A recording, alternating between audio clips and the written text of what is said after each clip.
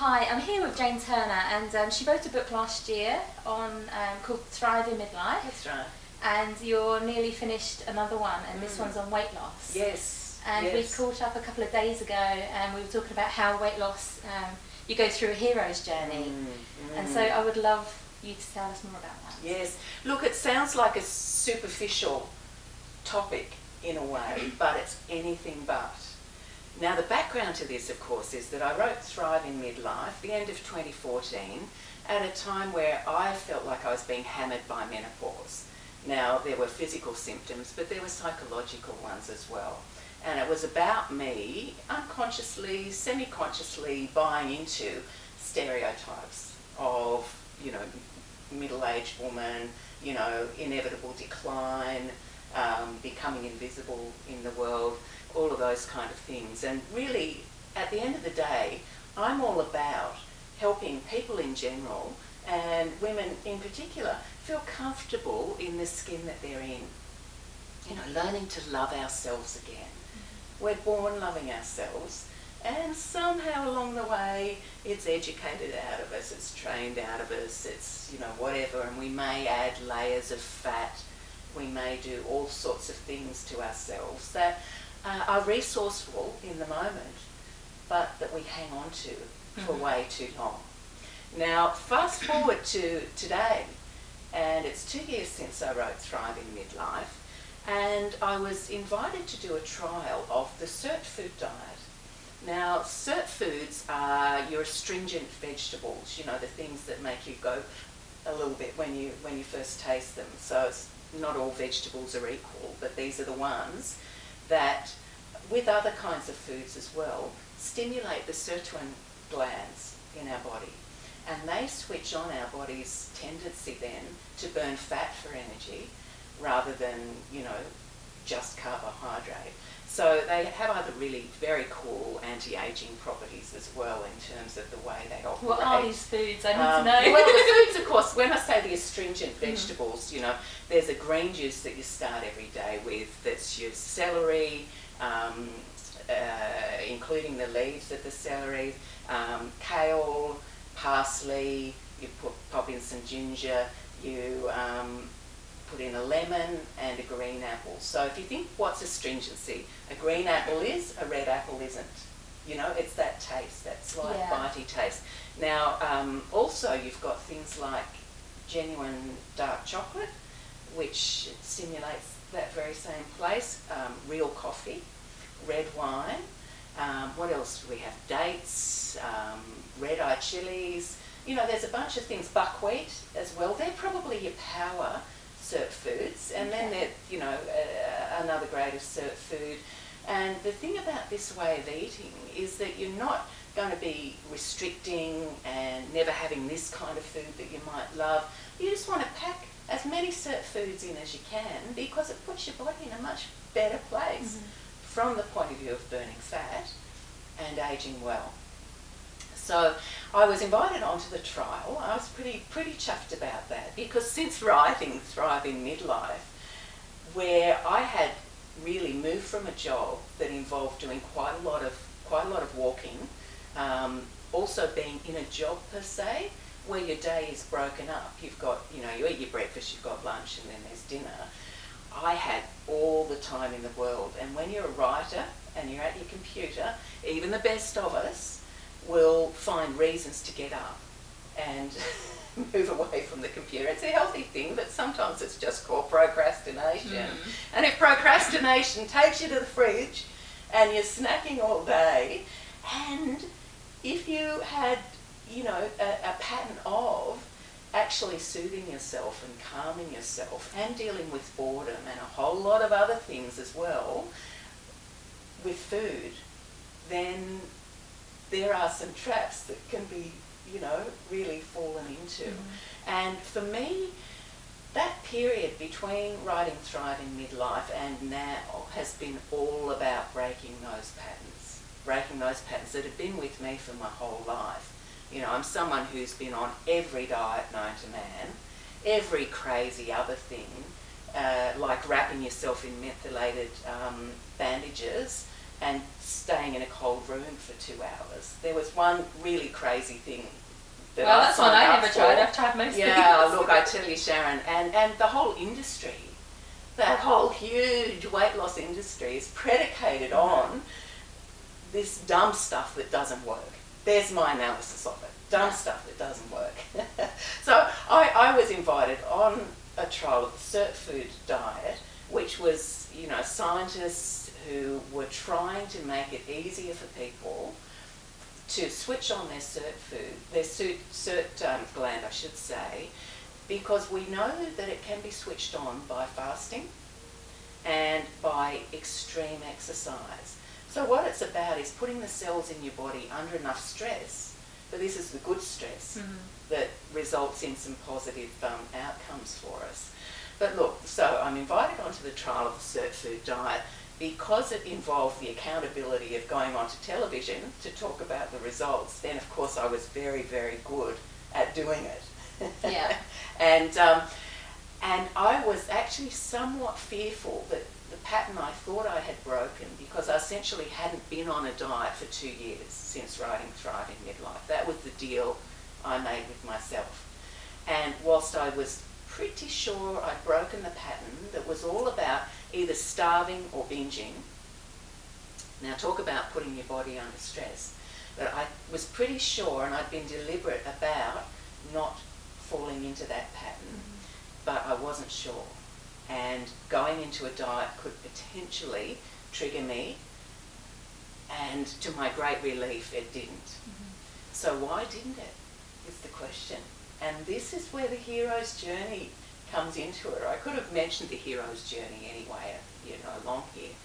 But the hero's journey is all about positioning yourself in such a way as you can see that really the only logical way is forward.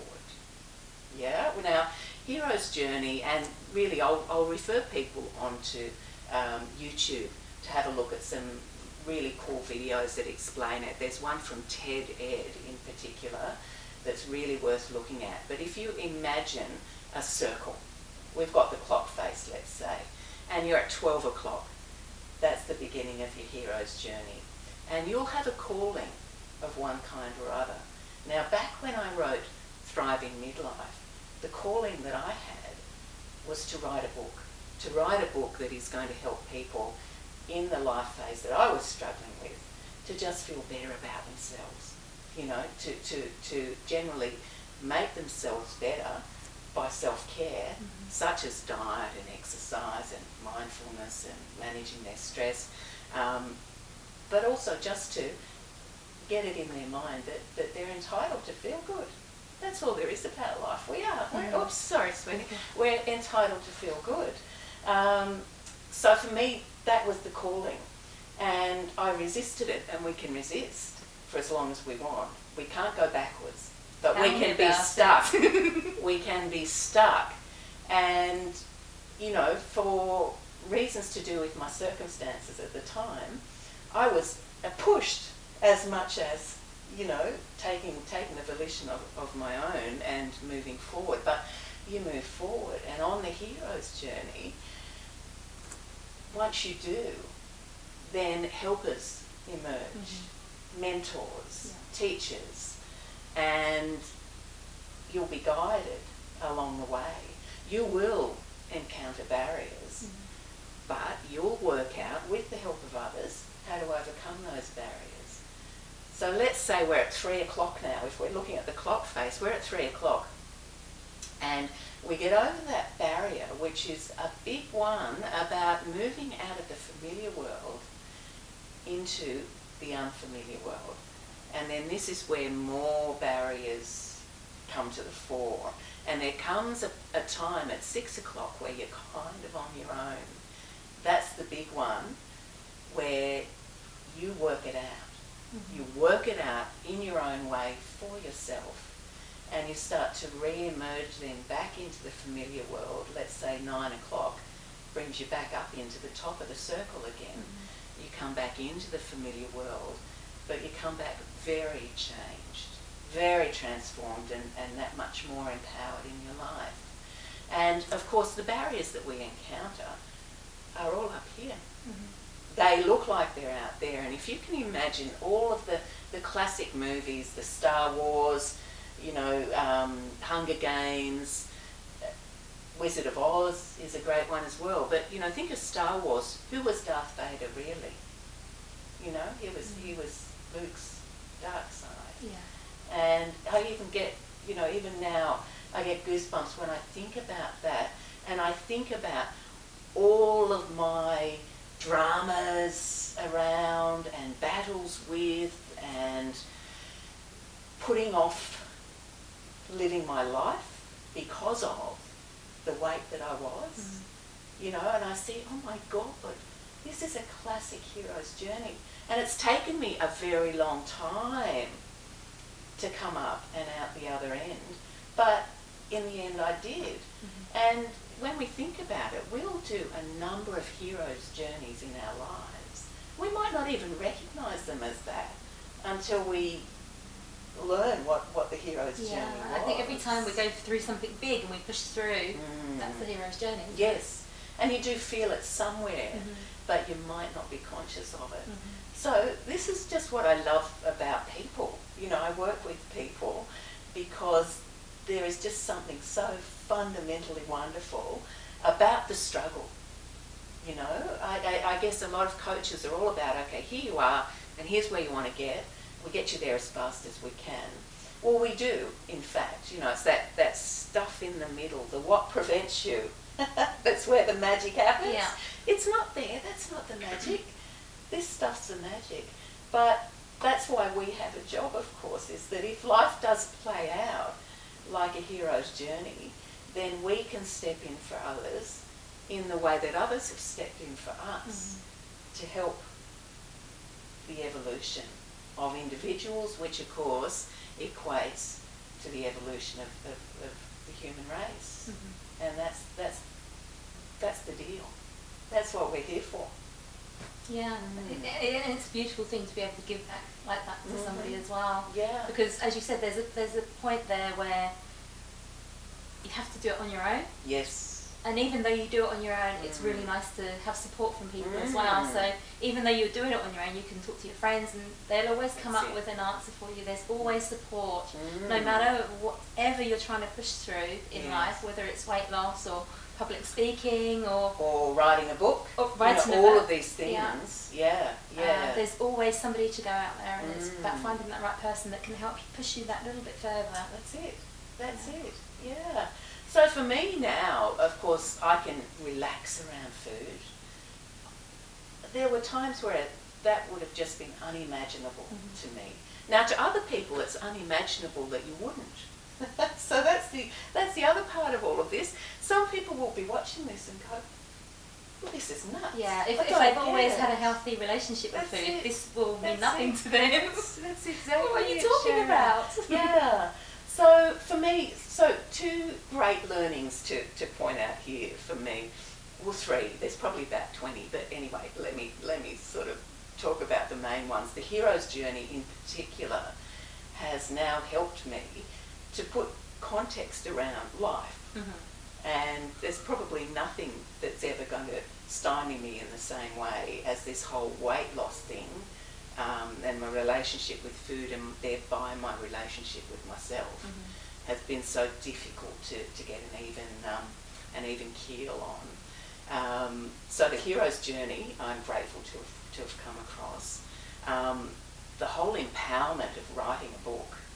Now again, that's not going to be everybody's thing, but if anyone's feeling that call to adventure, boy, if you overcome the barriers to getting it done, are you going to come out the other end so much of a different person and so confident in ways that you never were before.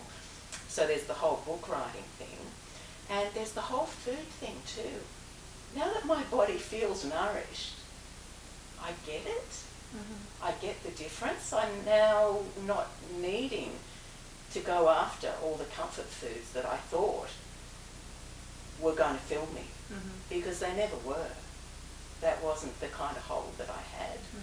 Yes. So here we are now, talking about this and the hero's journey of weight loss. To me, that makes a lot of sense. And I know when I mentioned it to you, it did as well. So that's really what my next book's all about. Wow, how it's exciting. called, I'm making it a partner to thrive in midlife. So it's weight loss in midlife. But it is all about just the hero's journey of getting to where you need to be to feel good in your skin.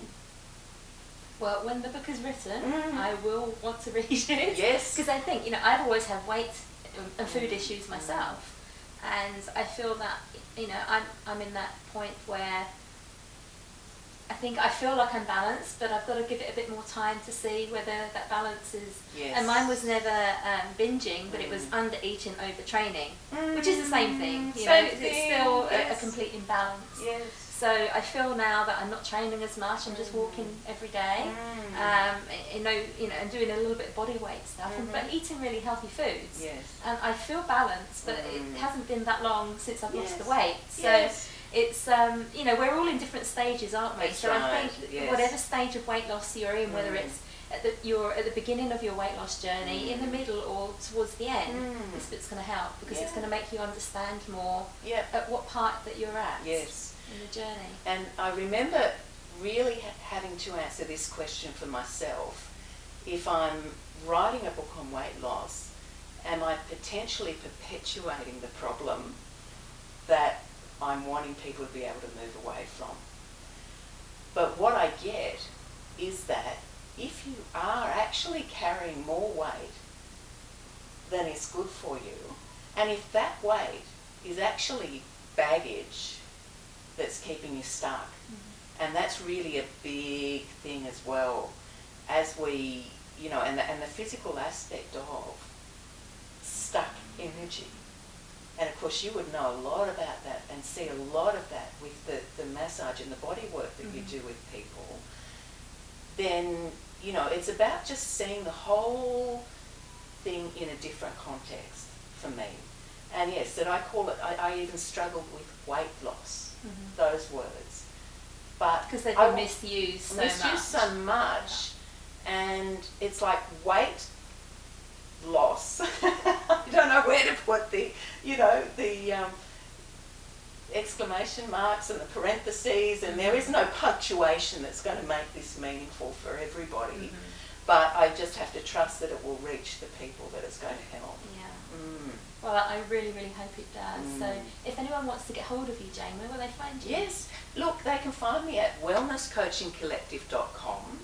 They can find Thrive in Midlife at amazon.com, and they'll certainly be able to find Weight Loss in Midlife there as well. But if anybody wants to actually download the introduction and the first couple of copies at wellnesscoachingcollective.com, they can just sign up for my newsletter and download that right away.